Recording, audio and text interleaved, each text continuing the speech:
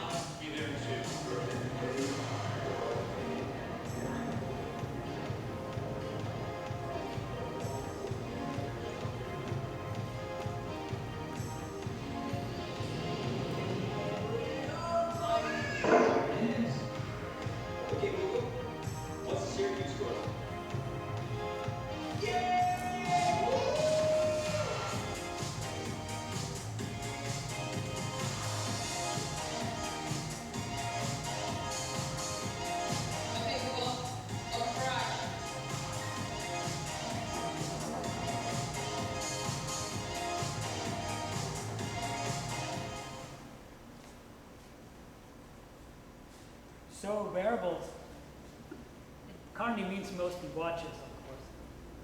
And it all started with a Pebble, right? $100 device about. And then these guys showed up. And then we have this one too. A little bit more expensive. So on the Android side, those are the most popular devices currently. They are in this $200 range, 200 to 250.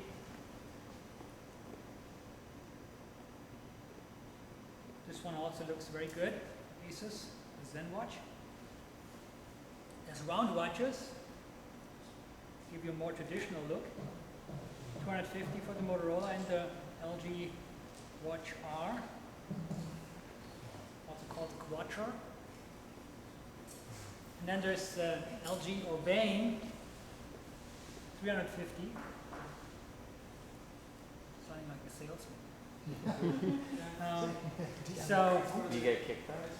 Yes, Commission? So there's one thing that the Motorola is not really totally round. They call this a flat tire. There's one space where there's a light sensor, and so the LG watches are totally round. So the main difference is actually battery life when you compare round to rectangular watches. You have just more real estate to pack a better battery to a rectangular watch. Everything else is pretty much comparable. The Motorola, the 360 has a slower processor, an older TI chip, but it's not really that you would do much calculation on it anyway, so it doesn't really matter much. They all have a microphone, but no speaker. They have a vibrator on it, so they can zap you pretty badly. It's configurable, how bad. So here you see the processing power. Again, the Motorola is the slowest.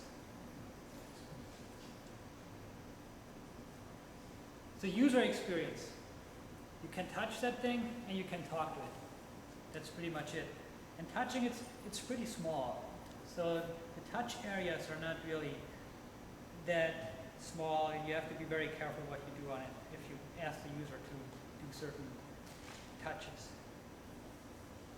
You can pair several watches to the same phone, but a watch can only be paired to one phone. Try it again. Several watches can go on one phone, but one watch can only go to a particular phone. you need to have the Android companion app installed on your phone. It's kind of the proxy that does all the communication between the phone and the watch. So again, it's called the Android Wear Companion app. You find it in the Play Store, but you will only see it if your Android phone is on API level 18 or better. So that is the later version of Jelly Bean, or also called Android 4.3.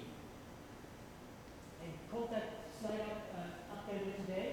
So you see that's currently more than half of the phones that typically connect to the Google Play Store. And that also means that's your audience. If you would write an Android Wear app, your potential customer base cannot be bigger than the 57%. Right? Nobody else would buy a watch because the watch would not talk to the phone. The Android Wear Companion app is also the place where you can block notifications from certain apps. You can also set up the debugger for it. So with that thing, for instance, that does not have a USB port. This one, this is the LG G Watch. It has a USB port right here in the charger. It has contacts exposed. Same back on the watch. And so you can plug a USB cable into the base, and that connects it to your computer, and then it just shows up as you would put, as the same way you connect a USB cable into one of these phones. But not all watches have that. So the Motorola 360 uses that contactless charging, and so for that you have to do debugging over Bluetooth. Makes it not the perfect developer device. But you would configure this in here. In here you enable your phone to be that bridge. So once you have the watch paired to the phone, you can start interacting with it. You can swipe up and down, left and right. And so swiping from the top to the bottom shows you a settings screen where you can, again, disable notification. You can put it into theater mode and it would not show up, would not show you any screen. You can tap it and then you can talk to it. And you navigate applications or notifications by swiping towards your elbow if you want to see more, and towards your knuckles if you dismiss it. So that's at least if you are, if you have it on your left side. Right, again, so you swipe towards your elbow, and you see more. You see a more detailed view. And sometimes you also swipe up and down, and it's more like a list view. Now you swipe towards your knuckles, you swipe it away. That means it dismisses a notification. And that will dismiss it typically on both devices. The notification shows up in both places at the same time. You dismiss it on one place, it disappears on the other as well. So you can just talk to it. And why don't I try to show it?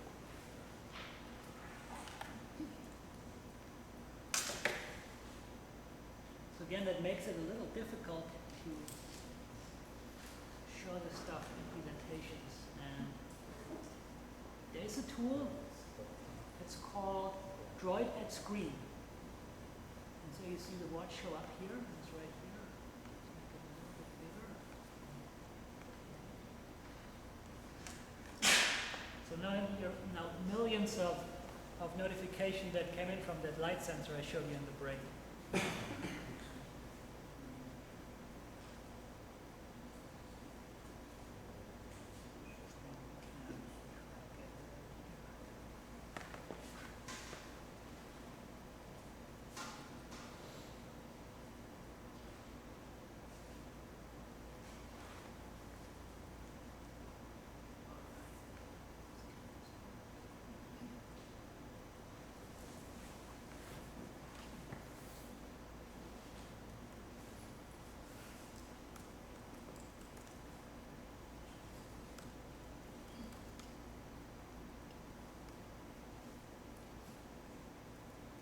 Okay, Google.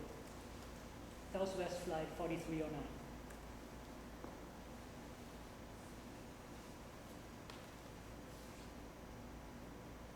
Is that cool? So it got the speech recognition right. It does a lookup for the flight. And it's probably delayed. So again, the speech recognition works exactly like I told you earlier. It's not happening on the watch, of course. It's not happening on your phone. It's happening in the cloud. And it's sent through the Bluetooth connection from the watch to the phone. Again, this companion app acts like a proxy. And then the phone, through the Wi-Fi or the cell network, will send that voice recording to Google server. Google does the transcription for you, gives you the text back. And in this case, of course, we don't have to do anything because it's in the background Google Now that's displaying that card for you here on the watch. But the speed is, I think it's so incredible. If you think all the things that have to be all go perfectly well to bring that result back to you. So there are many, many more voice actions that Google Now will be able to answer for you. What's my next appointment? And so it has access to your calendar, of course, and many other things. So I just put about 40 of these here on these slides. So time in Boston. It has stock quotes.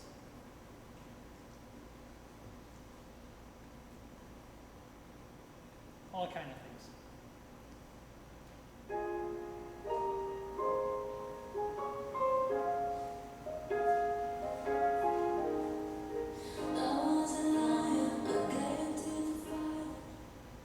Powder blue.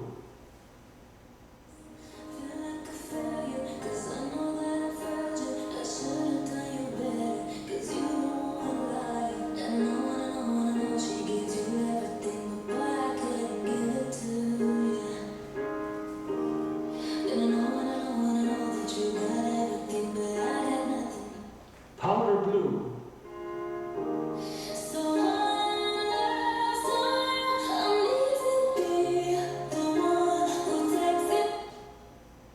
So in this example, I do the speech recognition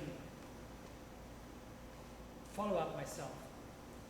So you take the same approach, you let Google do the speech recognition, you get the string back, powder blue, and now you have to do something with it.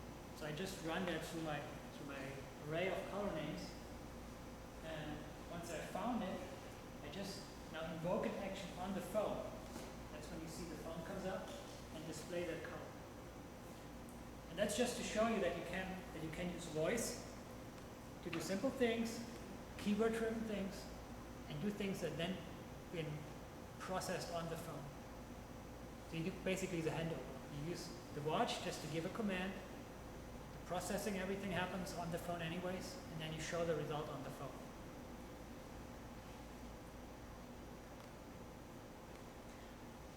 So for me, the killer app is not an application on the watch. It's a notification. And I hope you saw that in the video that Google put out that I showed you earlier, right? It was all the notifications stuff. The jellyfish warning, stuff like that. The girl didn't ask for it. The information came to her. And that is what notifications is all about. And then there's this thing we call actionable notification, where you can do something with the notification directly. So it could be I'm sending you a notification that the stock just dropped. But what good is that information if you cannot act on it? So you want to have a button on there where you can use voice to say, yeah, sell it, or buy more. Right, so that is an actionable notification.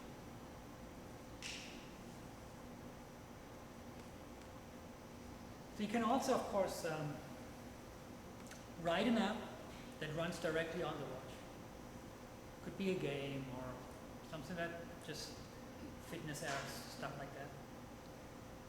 And so like I said, for that, if you are that developer, you want to have a watch that connects directly with a USB cable to your computer, makes your life so much easier. So again, there is an alternative way, the Bluetooth bridge, but you have to configure the debugger every time new. The open terminal, connect to that proxy, and it's a real pain.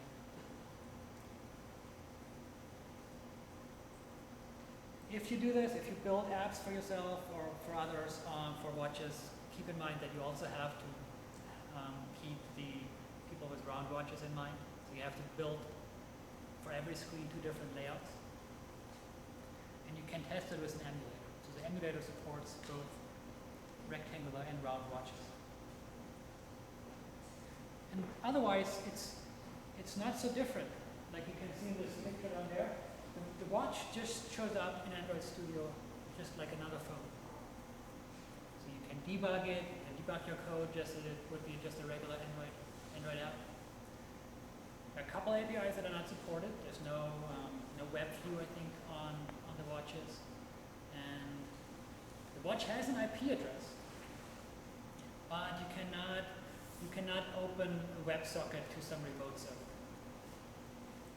The only thing the watch talks to over IP is the phone. So they basically built their own little private IP network. So if you do network stuff, you have to write that proxy piece as well.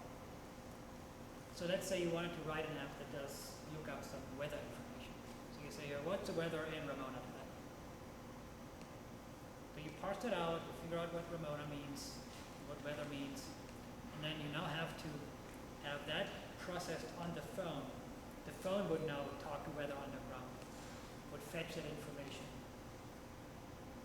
would build it in a way that you can then display it on the watch.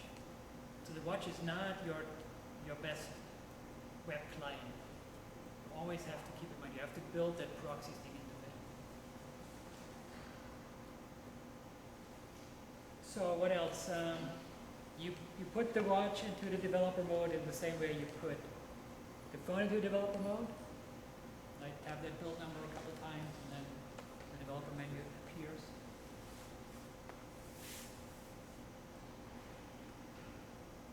And so apps, once you have an app done, I think it's good to go.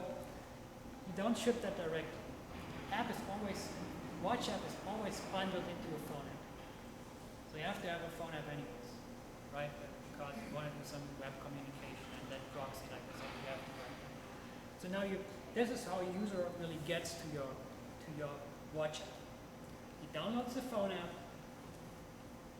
and through the companion app, the phone knows that there is a watch paired to it, and then it will extract that watch app out of the phone app, and puts it onto the watch.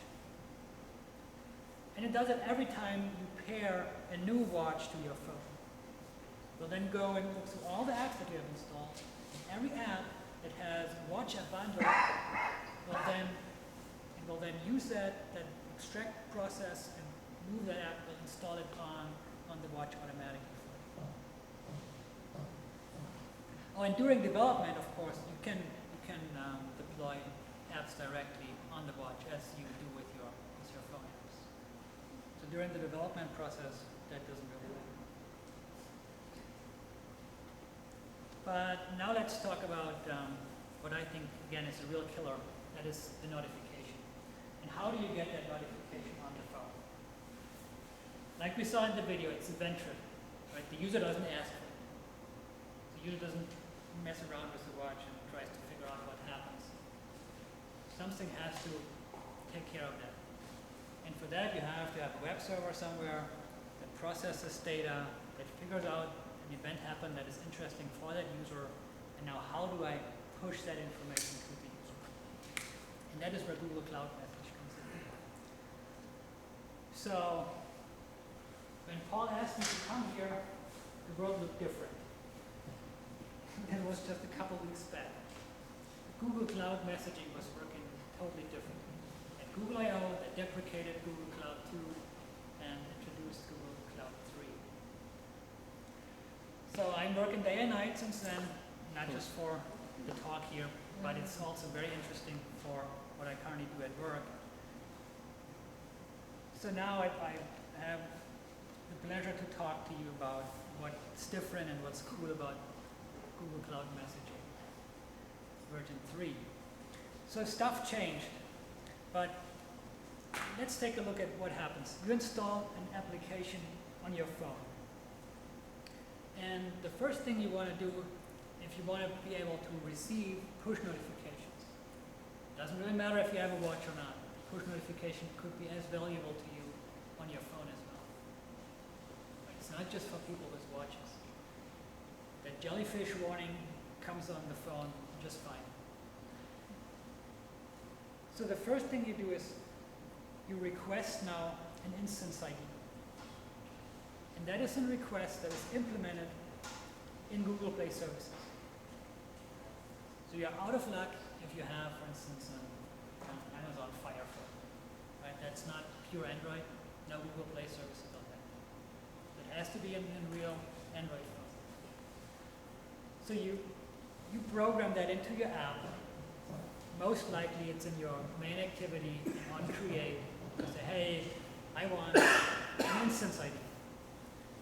And if that's the first time that that request happens, this will be a network request. So the phone now goes out, talks to GCM, the Google server, and you get a token back. That token is typically valid for about 6 months, and automatically you can request that token every time your app launches, and you will get a cached version of it. So the network hit only happens once.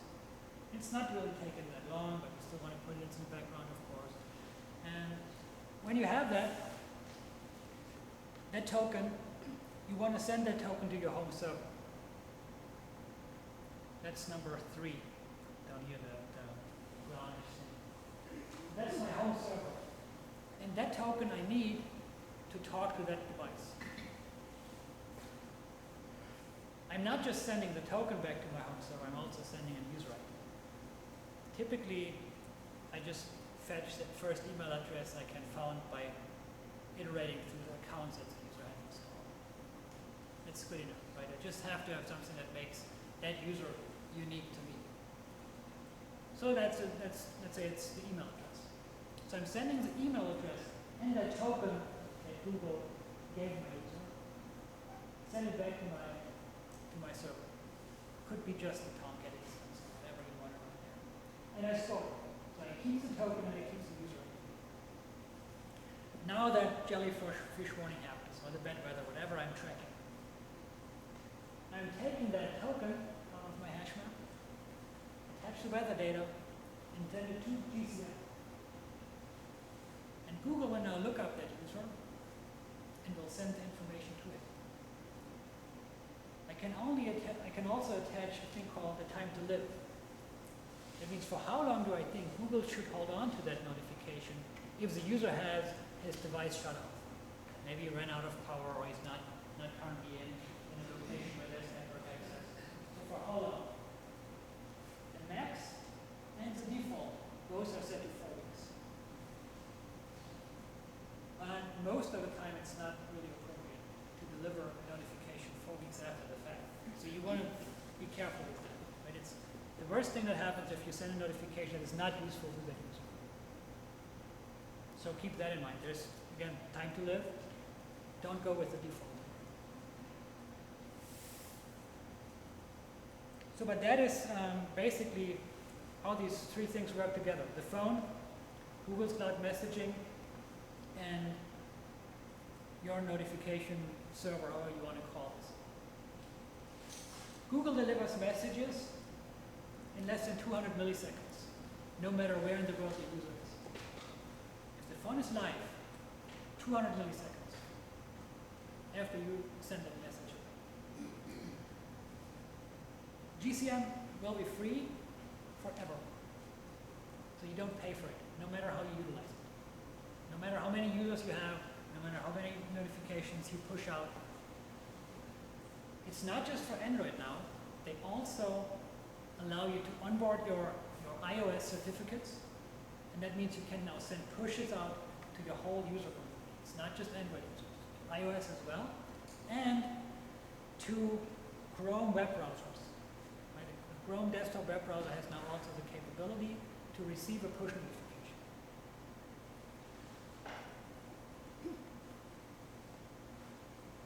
You can send notifications to groups, and the group notification is meant for a single user, but to all his devices. It's currently capped at 20, so you probably think you don't have more than 20 Android devices in your possession. But that means if you send a message to that device group, it appears on all the devices. You can dismiss it, it disappears from all the devices automatically. Another super cool thing is topic messages. And topics are meant almost like an RSS feed. The user subscribes to a topic.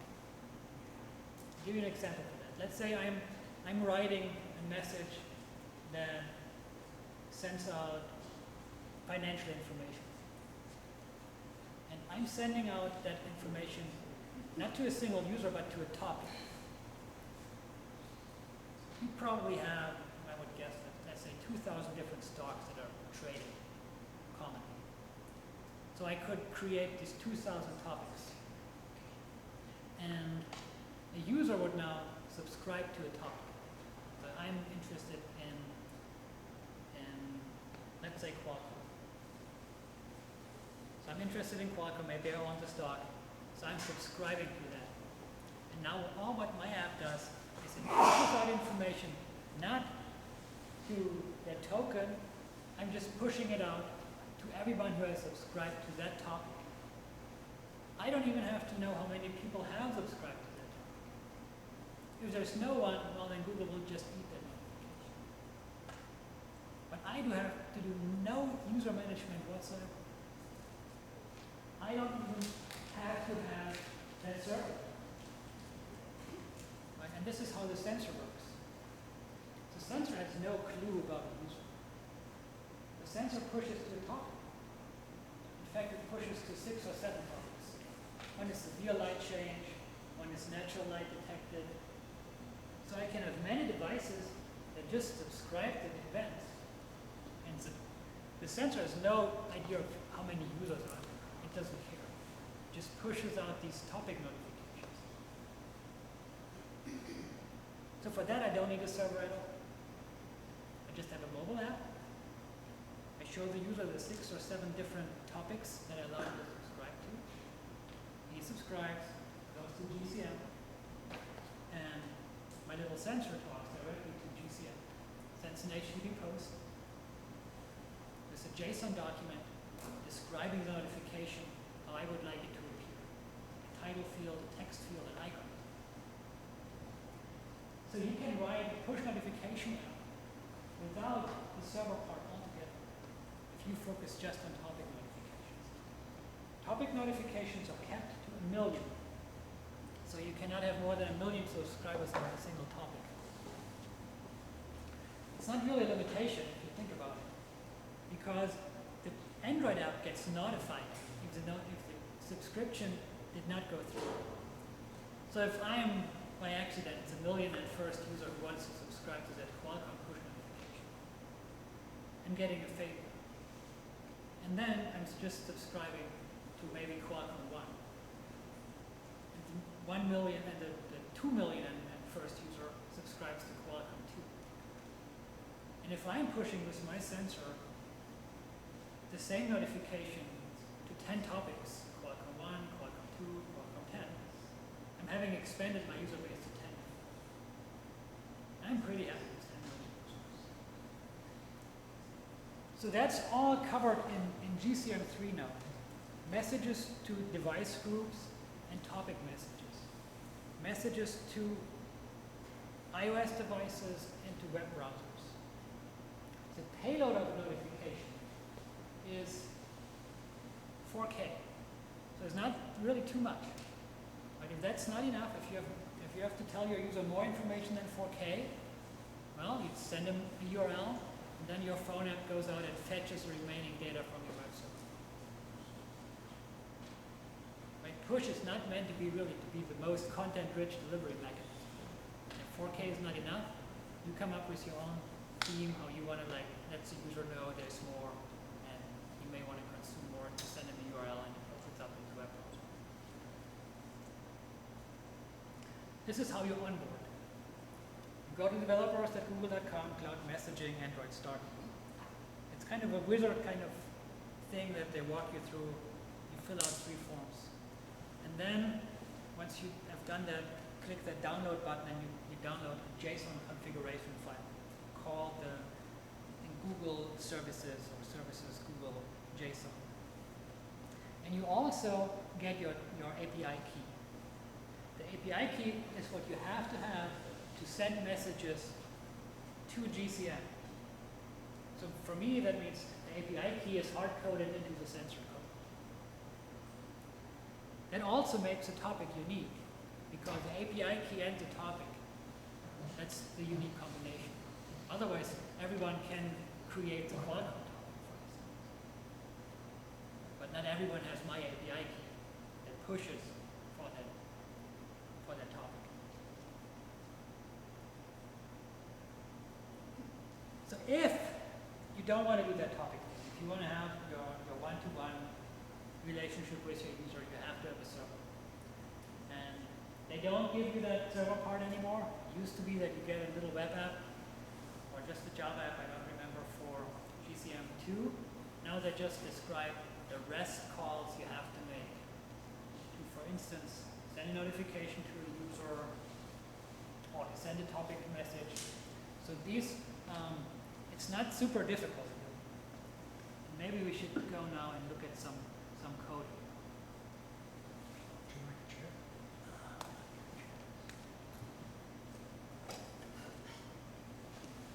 So I used to be good at that Java stuff. I'm not so good at it anymore, and it took me quite a while to write all that JAX RS stuff.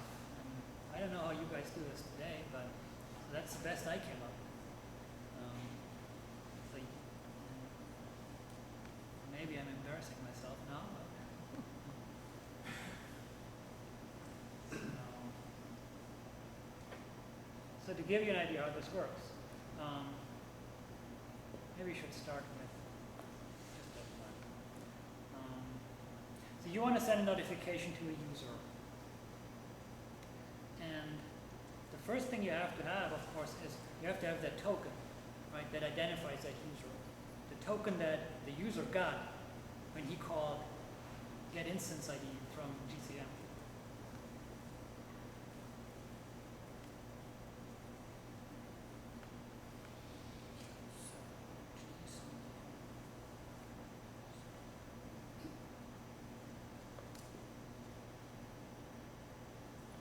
So remember that number 3, that brownish little arrow.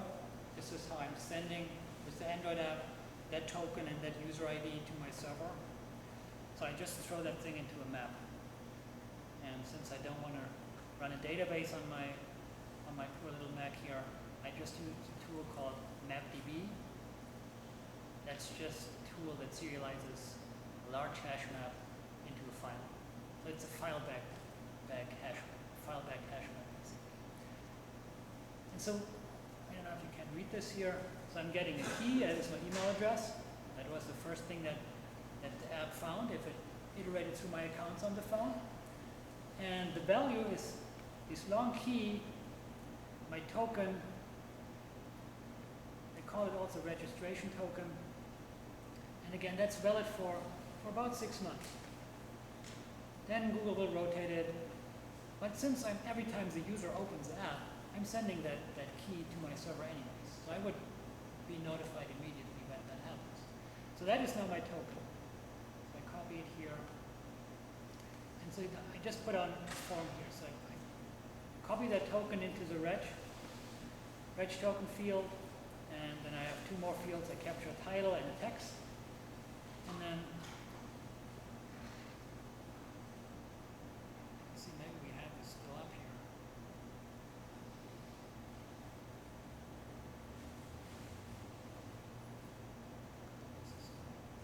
These light sensor things still come in. That's what I mean. You don't want to annoy your user with too many notifications like I do.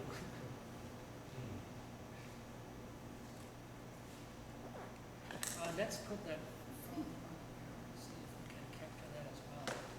With destroyed screen. Totally lost my mouse.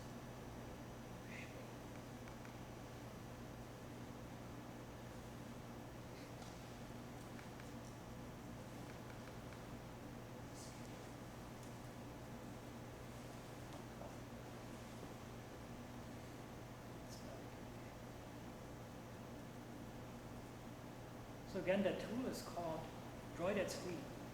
So it captures not just your watch, it also captures the screen of my phone. And we don't have to have the full screen. We just look for the notification bar up here. So I'm now pushing that notification on. I say submit, and I got the 200, and there it is. See that exclamation mark? That is the message I just sent. Oh, I have to post the right. So there you see it, my text and my title. So I was just sending that notification from the web browser to my phone. And so let's take a look at what is responding to that web form here. And so now I'm going to IntelliJ. Still the best tool for Java, would you agree?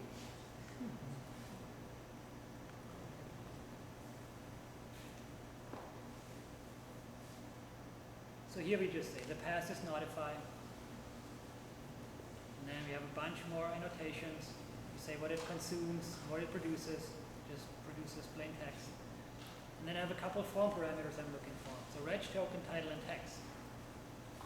And I've filled in a couple more with defaults. So see, my default is 3,600 seconds, not 4 weeks. You can set a priority if you like. You can also set, it's also cool and new, you can have a Boolean that you send with your notification. It's called delay. And that means that Google will not push that notification out to the user if the phone is currently in sleep mode. So if you send a notification if the phone is in sleep mode, that means that the notification shows up on the screen. Right? Depending on how you have your phone configured, it would show up on top of the key pattern unlock thing, but it would wake up. Right? So at night, it might be very disturbing. If you have the phone on your nightstand and the screen comes on, that's disturbing. So again, it allows you to be really careful with notifications if you want to be careful. And there's another cool thing. And then it's just very simple. You generate a JSON object out of the form data that I have collected. And for that I try to use standards wherever I can here. So that is just the JavaX JSON library from Oracle. You can see it somewhere here. Yeah, JavaX JSON.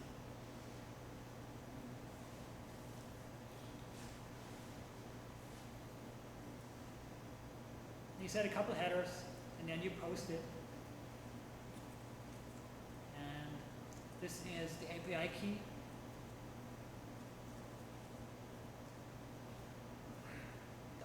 The API key goes into the header. Just the authorization and put your API key in. And that's all. It's not super difficult. It was just for me. And so that part, again, they describe it just as REST documentation on the web page. And if you're more a Node guy, you probably hammer out some Node code in a couple minutes, and you're done with it.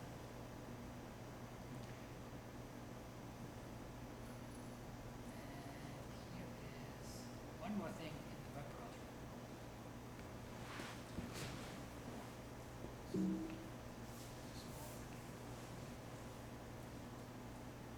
So I told you that you can send notifications now not just to Android, but also to iOS. However, iOS is different. We know that, right? And the payload that you can put into a notification, iOS is just 2K, not 4. So what you can do now, you can say, well, I'm just restricting myself and limiting myself to sending 2K just to everyone, least common denominator. Or you can do this. No. So down here, they have another thing that you can call. It's called acquire client device information. It's the same thing. You just send out a notification to it, authenticate with your API key, and you just put in the token of, well, the same token that I use to send the notification to the user. And here's what I get. Submit.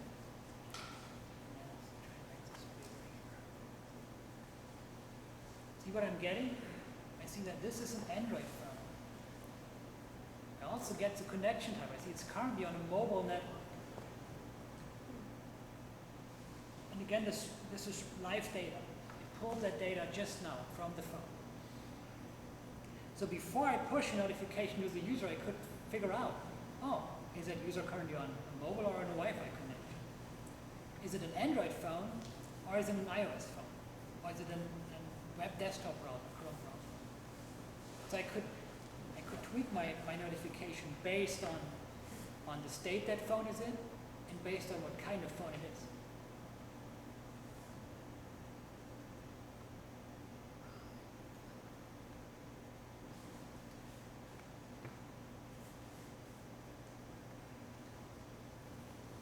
So we saw that that was it's called the pure Java part. That is where we just looked at server-side stuff. So here's how you generate that token in the first place on the Android phone. Again, you probably want to do this every time your app launches. So I do this here in the main activity, on create. And I just call into my intent service. So intent service is a very convenient way to do things in the background, so that the user will not be blocked with the UI he is currently interacting with while that thing runs. And so all this stuff that we see here happens really in the background. I capture that token, and I strip out some code. I would of course store that in some shared preference that I can access it every time I need. And I also send out the send registration to server. That is where I'm sending the token to my contact instance. Right? That is how I got that token filled into my MapDB. And this is how you would subscribe to the top. You can do both things as well. Right? You don't have to limit yourself. You can use both the one-to-one communication or pushing out notification to a whole group with this topic push. So the device can participate in both ways.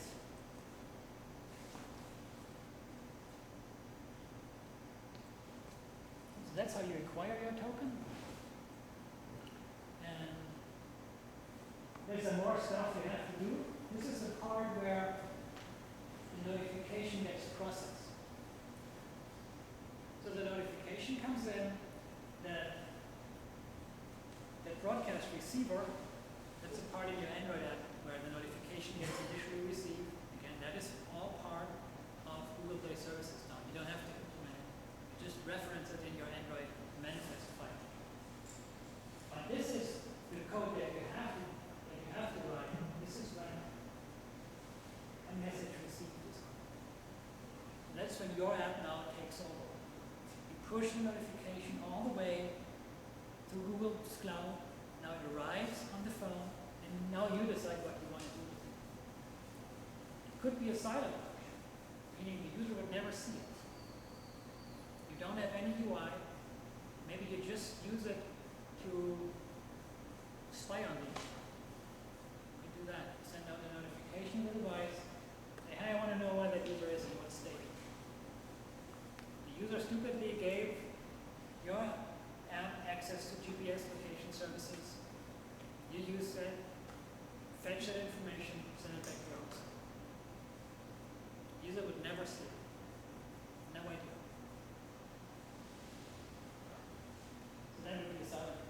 Here, of course, I put up a notification with an icon. There's different styles of notification that you can use, kind of templates. Some for scrollable text, called big text style.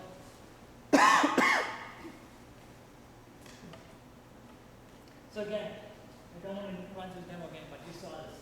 I'm in my web browser, get the token, fill in some text, fill in some title, push it out, and it almost instantaneously arrives on the client.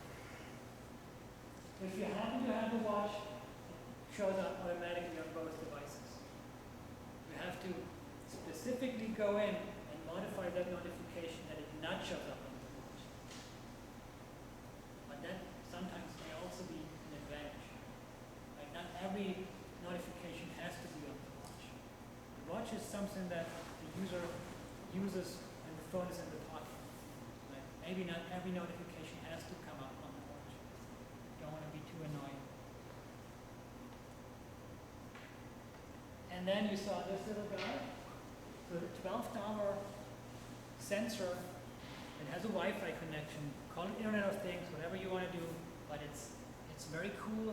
It's a very cool way to experiment with push notifications in a different way. Right? It could be a thing where you just maybe you're that person that always forgets, how did I close my garage door this morning? That could be the sensor. So I just put that light sensor on because it's so dirt cheap, but you can sense all kinds of things. Like that Arduino compatible chip here has an analog input, and you can use it for all kinds of things. This is an even cheaper version, but it does not have like the voltage controller and all that, so it's way harder to work with that, but that is only $8. And the notification just shows up on your watch almost magically without you having a server if you use that topic method to push out information. So summary, speech recognition and phonetic search, we talked about that in the first part, and Android Wear hardware, showed you that, how expensive it is, and talked a little bit about the user experience out of the box, what it looks like for users who have a watch, and what developing for Android Wear means. All the stuff you can find on GitHub, it's not true. The server code is not there yet. So let me clean it up. By the end of the week it will be there. So again, I don't want to totally embarrass myself and run it through one more cleanup job, and then I will put it on GitHub with all the other stuff. So questions?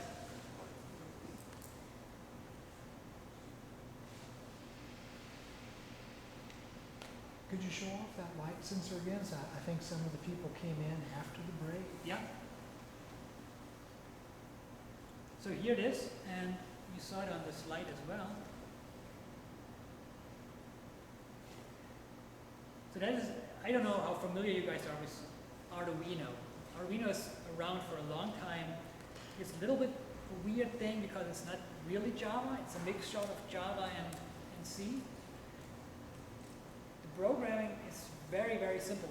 You have a setup method or function and a loop. The setup, of course, runs before loop runs, and loop runs until you pull the power button. It's an endless loop. There's libraries available for all kinds of things, and there's additional hardware available called shields, because you can stack it on top of each other. So there's a shield, for instance, for Bluetooth, and there's other shields for NFC, for instance. You can have an NFC sensor that you plug on top of an Arduino. And then it's pretty simple to program that thing, because they also give you an IDE. It's not as powerful as IntelliJ, like color coding and things, but it's good enough and it's easy to deploy. So you have two buttons basically. One is a compile button that just verifies that you didn't make stupid mistakes, and then you have a deploy button puts the device into bootloader mode, and it flashes new code onto the little sensor. It doesn't have an OS, so it can only run one program, and you flash that into the flash memory every time you make a change. Yeah, and once you're done with that, you can enjoy these little things. And again, this is an Arduino with Wi-Fi capabilities for 12 bucks. And so here I have it set up, because that is always a hard part, right? How do you tell it what the SSID of your router is, and what's the router password? So I have to hard code that into the code, of course. There's no magical setup, and that's why I'm bringing my own little router guide. That's just a dirt cheap Wi-Fi router, but this device knows about it, right? It knows the SSID and the password, and then I'm stealing your Paulus and Wi-Fi and just route it through the Mac into that Wi-Fi router. But that is how this guy talks to GCN, right? So it has my API key also baked into the software, and it pushes out to 6 different topics. Again, one is I have natural light detected, I have artificial light detected, I have no light whatsoever, and I have a severe light fluctuation. So those are all events that push out different topics. And on the phone, I just show a checklist, and this with checkboxes, and the user checks each of these items, maybe all of them, no matter what. But that's what then is called subscribing to a topic. And then every time that thing detects one of these light changes, sends a notification to Google, and Google then does the distribution for me. Google knows exactly what user has subscribed to what. No user management necessary on my end. So that's the story behind that sensor. But now, since you all waited, I tell you the story about Google and the garage. So I'm working for Intuit, and Google contacted us about 3 weeks ago, maybe 4. They said, we have a new feature we would like to put into the Android app, the next version. But typically Google, we don't have an emulator for it yet. We just have hardware. That means we cannot give you that stuff. You have to come onto the Google campus and try it out. And so then we learned it's the fingerprint sensor that they wanted to put into the device. And they asked Intuit and a couple other financial companies, PayPal, I think we were 10 or 15 companies, and Target was one of them. And they showed us, well, the new Android M SDK. Now freely available, and everyone can put on the Android Studio. And Android M is also available, like I run it here on that phone. Preview, pretty stable. So they showed us Android M, gave us a hardware, and it was modified Nexus 5 phones. Very, very nice. I have a picture I'll show you in a minute here. Sensor, it works very fast. You just put your finger on top of it, reads it immediately, and split second. And you can use it very simply in the SDK that they now put into Android M. And it's just, the user uses it in the same way you currently record your unlocking pattern. You can choose how do you want to unlock your phone. You want to use like a 4-digit number, or you want to draw this pattern on the screen. And in the same way, you will now have the capabilities to record fingers, several of them. But you cannot dedicate a finger to unlock a certain application. So a finger just is meant to just identify you with the OS. You cannot say, well, my index finger, I use that just to unlock Mint, whatever financial app. So that was very intense. I had the job to put the fingerprint capability into QuickBooks. It's one of our products, QuickBooks for Android. And they picked me to do this because I'm always kind of complaining that Android is just a second-class citizen at the company. And so if you like cry loud enough, sometimes they hear you and say, we know you guys, so here you have it. And also Android development happens in India for that product. And nobody could fly immediately in that short time frame. So it was kind of a steep learning curve for me. The first time I looked at QuickBooks Android source code, the Android M SDK was totally stripped. Stripped means there's no deprecated classes in there. And if you are an Android developer, you know that, I guess, at least 15-20% of the source code in Android is currently deprecated.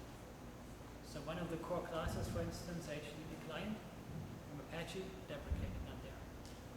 So I spent the first day just to bring the code base into a state where I could compile. And then the second day I put in that fingerprint stuff. And I made a short video about it.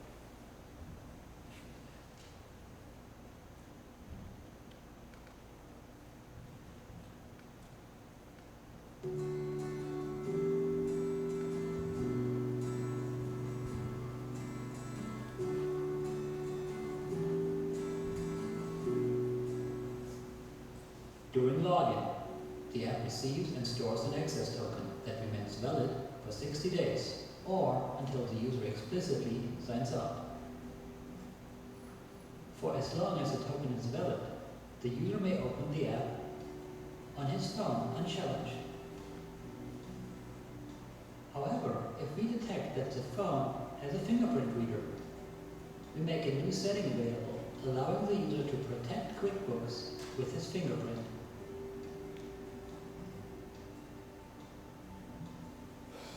If he now wants to reopen the app, he will be challenged, asked to provide a fingerprint, after which QuickBooks swiftly reopens.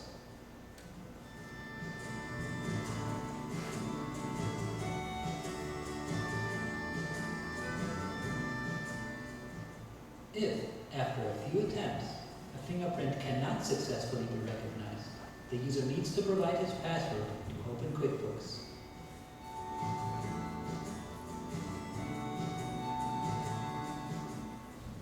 If a user wants to enable fingerprint unlocking, but has not yet enrolled a fingerprint, we show a shortcut into the Android system security settings, thereby allowing casual users to detect and embrace this new security feature.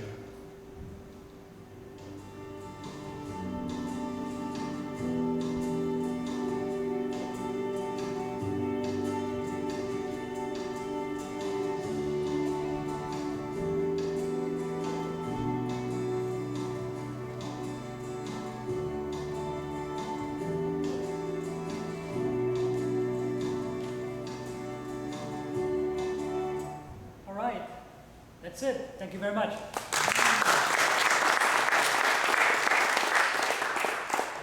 Thank you. Well, it was very good. Do we have any final questions before we let them go? Okay, well, thank you again for showing up. Please put the trash in the receptacles, and if there